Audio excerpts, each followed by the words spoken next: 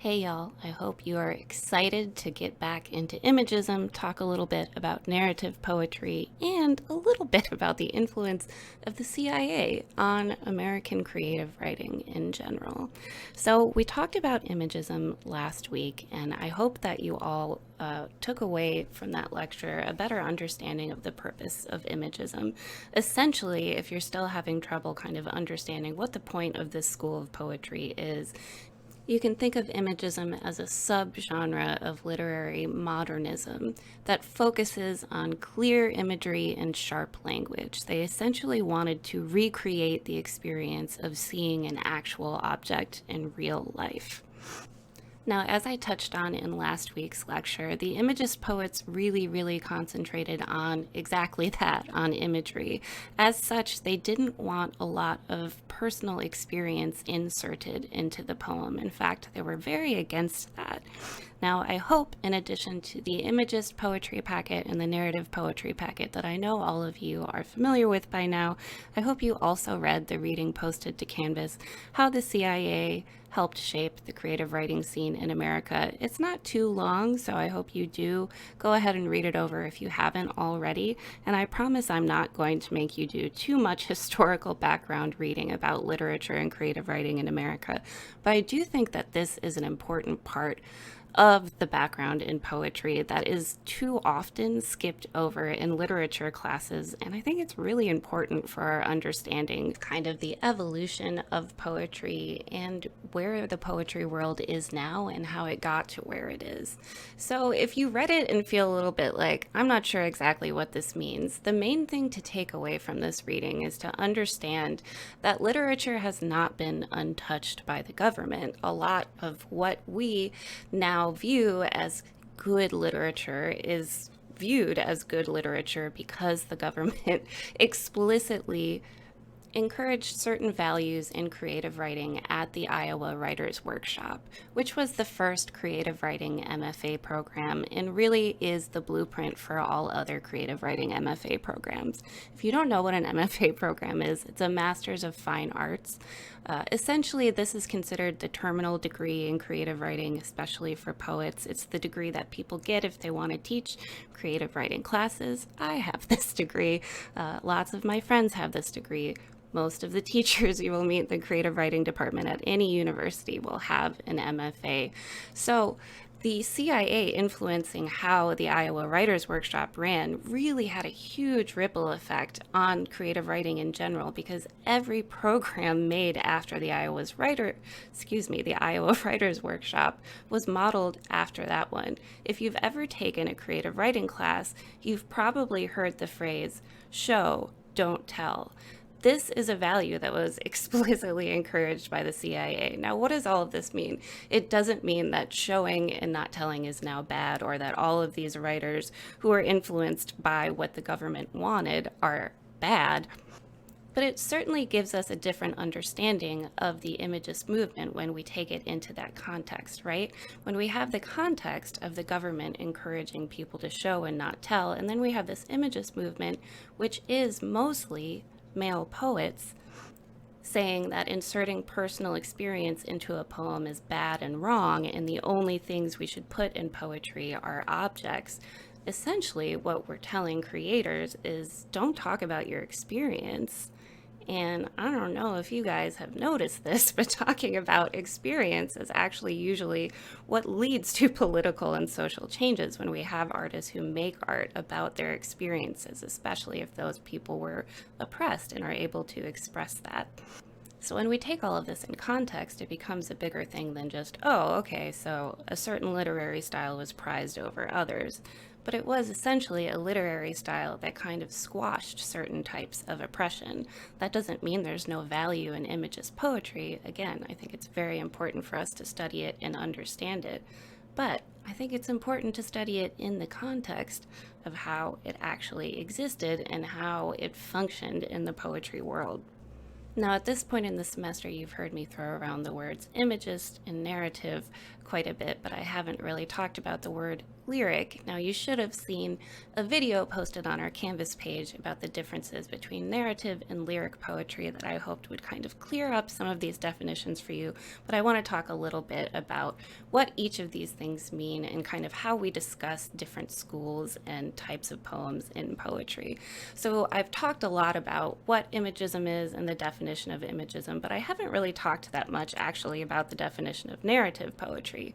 Now, narrative poetry tends to be what most people are most familiar with, even if they haven't read much poetry or studied poetry at all. Pretty much everyone has heard of The Raven by Edgar Allan Poe, a very, very famous narrative poem. A narrative poem is just a poem that tells a story, right? You might also know The Midnight Ride of Paul Revere, or I don't know, The Odyssey by Homer. We often associate narrative poetry with epic poetry because of things like The Odyssey. And narrative poetry, like all poetry, arose from oral storytelling traditions, often accompanied by actual music.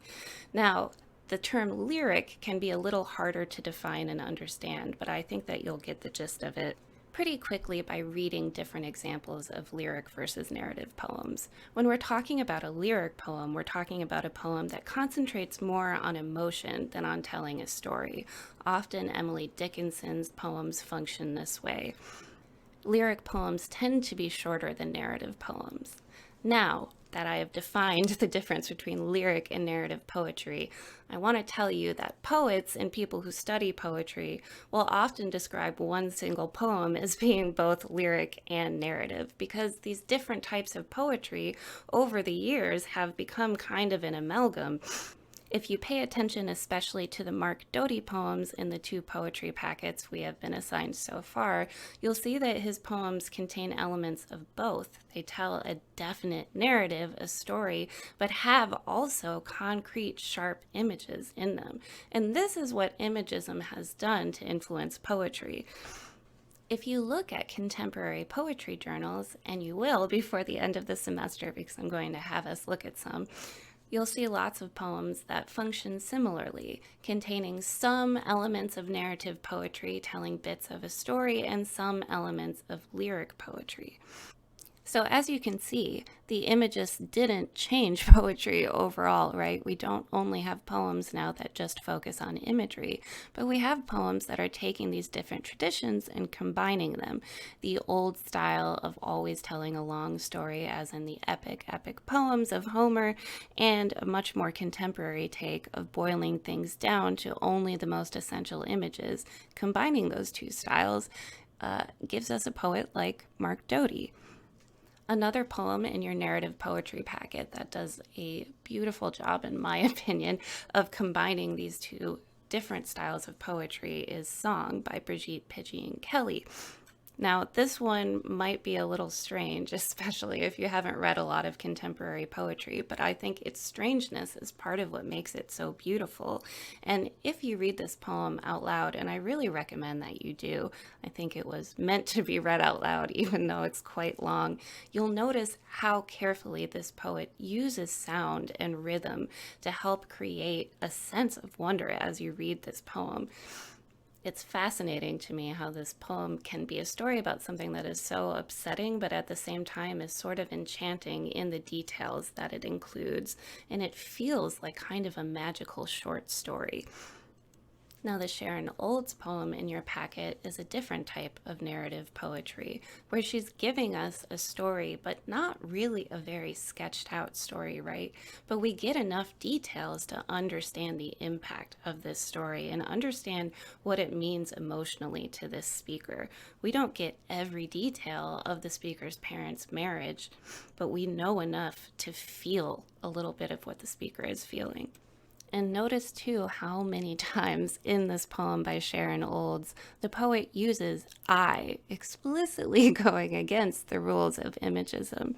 And it's very effective in this narrative poem to put us in the point of view of that speaker. Sometimes the first person and putting I there can be a really effective way to make a poem more emotional.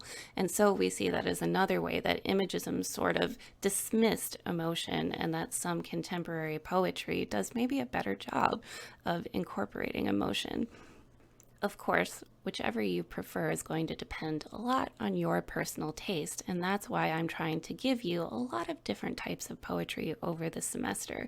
But specifically with this narrative poetry packet, I wanted to show you the different things that more contemporary poets are doing with narrative poetry, because we tend to study only really old narrative poems when we talk about poems that tell stories because they're the most famous examples. But I figure y'all are already familiar with the most famous examples of narrative poetry, and I would rather show you things that are new or interesting in some way. So because I kind of want you to continue studying the Imagist and narrative poems that we have already looked at, I didn't add more poetry this week, but there will be more poetry added to Canvas next week, so get excited for that. The only assignment for this week is to post a discussion board post by Sunday. The deadline for that is 11:59 p.m., aka before midnight. If you have any issues with anything on Canvas, you can always email me about it. That's msread2, it looks like missread2 at uncg.edu. All right, that's all for now. I'll talk to you soon.